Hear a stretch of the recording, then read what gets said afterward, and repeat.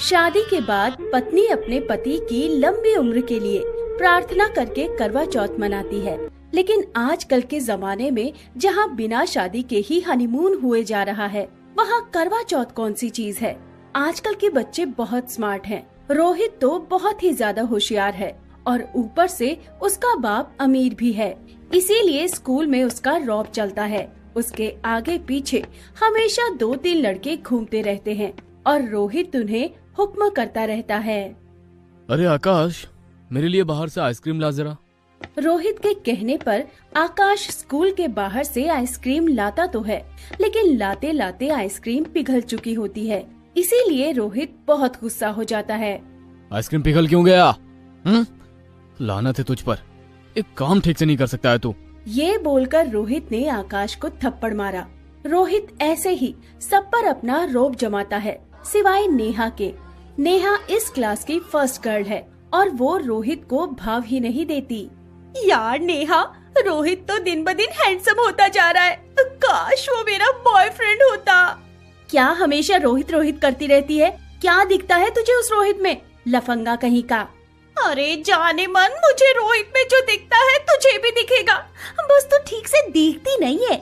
एक बार प्यार हो जाएगा ना तो तू भी मेरी तरह रोहित के लिए करवा चौथ का व्रत रखेगी। हाँ, मुझे कोई जरूरत नहीं है। मैं स्कूल सिर्फ पढ़ाई करने के लिए आती हूँ। मुझे पढ़ाई करके नौकरी करनी है, परिवार को गरीबी से मुक्त करना है। नेहा के माता पिता बहुत गरीब थे, इसीलिए नेहा मन लगाकर पढ़ाई करती थी। उसी क्लास में एक और गरीब लड़का पढ़ता था। उसका नाम था लोकेश। लोकेश नेहा से प्यार तो करता था, लेकिन वो कभी नेहा को ये बात बोल नहीं पाया। वो डरता था नेहा से। ऐसे ही हर रोज सुबह से शाम तक क्लास में कुछ न कुछ होता रहता था। लेकिन एक दिन ऐसा कुछ हुआ जिससे नेहा की पूरी जिंदगी बदल गई। स्कूल में मोबाइल फोन ले आना मना था, लेकिन रोहित किसका सुनने वाला था। वो हर रोज क्लास में फोन लाता था और इस बात से नेहा परेशान हो गई। नेहा क्लास की मॉनिटर थी। उसने ये बात टीचर को बता दी। टीचर, क्लास में मोबाइल फोन ले आना मना है ना, लेकिन रोहित हर रोज मोबाइल लाता है और सबको दिखाता है। वो सबको परेशान करता है टीचर। टीचर गुस्सा हो गए। रोहित, तुम अमीर बाप के बेटे हो, इसका मतलब ये नहीं कि तुम कुछ भी करोगे। अगली बार ऐसा हुआ तो तुम्हें स्कूल से निकाल दिया जाएगा। टीचर रोहित का मोबाइल लेकर चले गए। रोहित मन ही मन बहुत ज्यादा गुस्सा हो गया।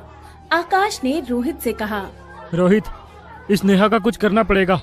इसकी एक्सीडेंट करवा देते हैं। नहीं, मैं नेहा के साथ उससे भी बदतर करने वाला हूँ। मैं इसे अपने प्यार के जाल में फंसाऊंगा और उसके बाद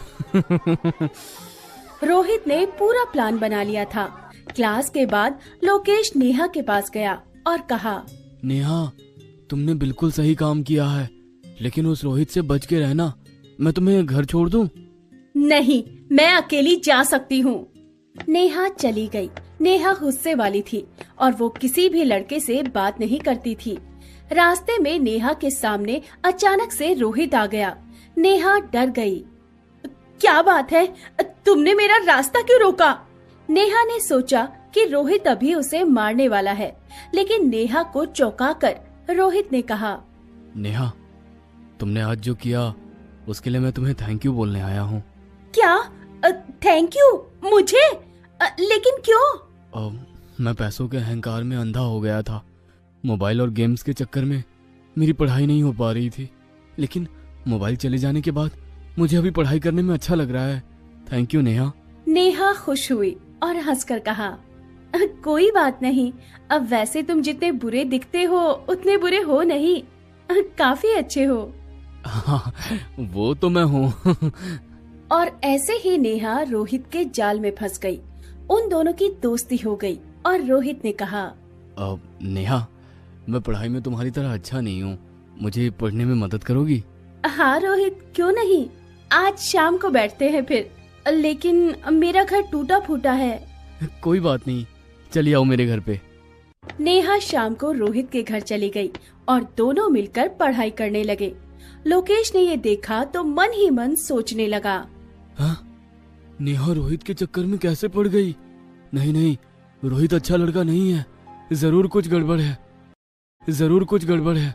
लेकिन धीरे धीरे नेहा रोहित के प्यार में पड़ रही थी। वो एक साथ स्कूल आने लगे थे, एक साथ एक ही डेस्क पर बैठने लगे थे। नेहा की सहेलियां उसे चिढ़ाने लगी थी। क्यों नेहा, मुझे मना करके खुद रोहित के साथ चक्कर चला रही है? क्या बात है, वैसे तुम दोनों एक साथ बहुत अच्छे लगते हो। नेहा को अब ये सब अच्छा लगने लगा था। पढ़ाई में उसका मन नहीं लगता। सभी उससे कहते कि रोहित के साथ उसकी शादी हो जाए तो लाइफ सेट है। नेहा भी रोहित के साथ शादी मनाने की सोच रही थी। तभी एक दिन लोकेश ने नेहा से कहा, नेहा, तुम रोहित के साथ आजकल कुछ ज्यादा ही घूम रही हो। वो लड़का अच्छा नहीं है, तुम उससे दूर रहो। तुम कौन होते हो मुझे मना करने वाले? अब भागो यहाँ से। नेहा प्यार में थी। उसने लोकेश की बात ही नहीं सुनी। 2 दिन बाद करवा चौथ था। रात को नेहा रोहित के साथ कमरे के अंदर बैठकर पढ़ाई कर रही थी। तभी रोहित ने बत्ती बुझा दी। ये क्या रोहित, तुमने बत्ती क्यों बुझा दी? बत्ती की जरूरत नहीं है, मैं तो तुम्हारी आंखों की रोशनी में पढ़ सकता हूँ। दोनों ने एक साथ रात बिताई। बाहर बिजली कड़की और बारिश भी होने लगी। अगला दिन नेहा ने रोहित के साथ ही बिता दिया और अगले दिन वो करवा चौथ मनाने का इंतजाम करने लगी। लेकिन तभी उसे उल्टी हो गई। अरे ये क्या हुआ? अभी उल्टी क्यों हो गई? मैं प्रेग्नेंट तो नहीं हूँ? नेहा गर्भवती हो गई थी। वो तभी रोहित के पास गई और सब कुछ कह दिया। रोहित ने कहा, मुझे पता है, मेरा तो यही प्लान था। प्लान था? मतलब तुम मुझसे शादी करोगे ना? शादी? और तुमसे? हाँ, मैं तो बस बदला ले रहा था। उस दिन तुमने टीचर को मेरे बारे में बताकर ठीक नहीं किया था नेहा। क्या? इस वजह से तुमने मुझे गर्भवती कर दिया? तुमने मेरी जिंदगी खराब कर दी। हाँ, अब क्या होगा? मुझे क्या पता।